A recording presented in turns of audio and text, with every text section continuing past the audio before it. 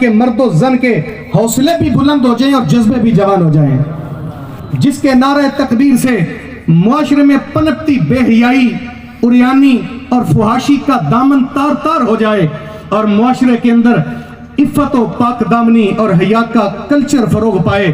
یاد رکھنا صاحبو، ہمارے ماضی کی تاریخ ان خواتین کو کبھی بھول نہیں سکتی جنہوں نے دن کے اجالوں سے لے کر رات کی تاریکیوں تک، گھر کے صحن سے لے کر میدان جنگ تک اپنے جرت مندانہ کردار سے اسلام کے مجاہدوں کے حوصلے بلند کیے۔ یرموک کا میدان ہے، کافر فوج کی 8.5 لاکھ تعداد جبکہ مسلمان صرف 40,000 تھے۔ اس میدان کے اندر سپہ سالار افواج فاروق اعظم عبیدہ بن جراح رضی اللہ تعالی عنہ رات کے اندھیرے میں سوئے ہوئے مجاہدوں کا پہرا دے رہے تھے۔ اچانک سامنے سے قدموں کی آہٹ سنائی دی۔ پوچھا کون ہے؟ سامنے سے گرجدار لہجے میں خاتون نے کہا آپ کون ہیں؟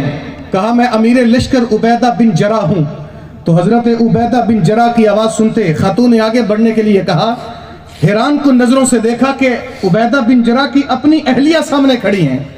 پوچھا رات کے اندھیرے میں تنہائی میں تم کیا کر رہی ہو؟ تو کہا جن مجاہدوں کا پہرا تم دے رہے ہو انہی مجاہدوں کا پہرا میں بھی دے رہی ہوں۔ کل میدان محشر میں جب آپ رسول اللہ کی بارگاہ میں حاضر ہوں گے، وہاں میں بھی یہ عرض کر سکوں گی حضور اسلام کی بقا کے لیے لڑنے والے تمہارے غلاموں کا پہرا میں بھی دیتی رہی۔ حضرت عبیدہ بن جراح نے کہا تیرے ہاتھ میں 2 دھاری خنجر چے مانا دارد؟ تو کہنے لگی یہ خنجر میں نے اپنی عزت کے تحفظ کے لیے رکھا ہے کہ کافر کی فوج کا کوئی جاسوس صنف نازک سمجھ کر اگر میری عزت پہ حملہ کرنے کی کوشش کرے گا اس خنجر سے جسم کے ٹکڑے کر دوں گی۔ یار اس وقت تک خواتین کے اندر یہ جرت اور جذبے تھے جب مرد حضرت عبیدہ بن جراح جیسے جوان تھے۔ بدقسمتی سے آج 7 دن کی معصوم جنت کو 5 گولیوں سے چھلنی کرنے والا وہ بدبخت باغ شاید یہ بھول گیا ہے کہ یہ وہ بیٹی ہے جس کی تربیت اگر اسلام کے اصولوں پہ کر دی جائے تو اس کی چادر کا حیا کرتے ہوئے اللہ باپ کی ساری امت کی مغفرت فرما دیتا ہے۔ یہ بہن بن کر اگر اسلام کی برقا کے لیے کربلا میں اتر جائے تو حسین ابن علی جیسے جری جوانوں کے حوصلے پست نہیں ہونے دیتی۔ ماں بن کر اگر گٹی میں عشق رسول اور لوری میں رسول اللہ کے نغمے سنائے تو بیٹے کو زمانہ غوث اعظم کہتا ہے۔ اگر قرآن کے نور سے من میں چراغاں کر دے تو چمکنے والے اس ستارے کو زمانہ رضا ثاقب کے نام سے یاد کرتا ہے۔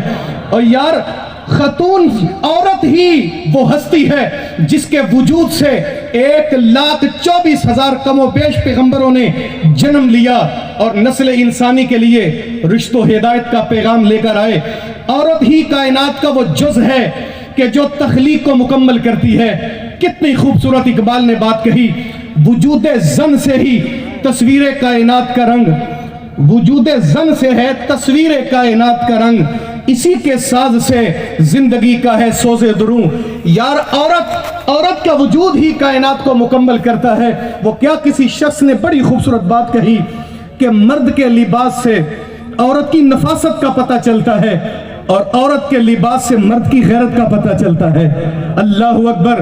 وہ کسی کہنے والے نے کہا کہ جب کبھی انسان کی غیرت کا سوال آتا ہے بنت زہرا تیرے پردے کا خیال آتا ہے۔ میری دعا ہے باری تعالیٰ اتنے بڑے مجمع میں لوگوں کی پرخلوص آمین کے ساتھ کہ میری ملت کے نوجوانوں کی نظروں کو حیا عطا کر اور میری قوم کی ماؤں بہنوں بیٹیوں کو پردے کا تاج عطا فرما۔ وما توفیقی الا باللہ۔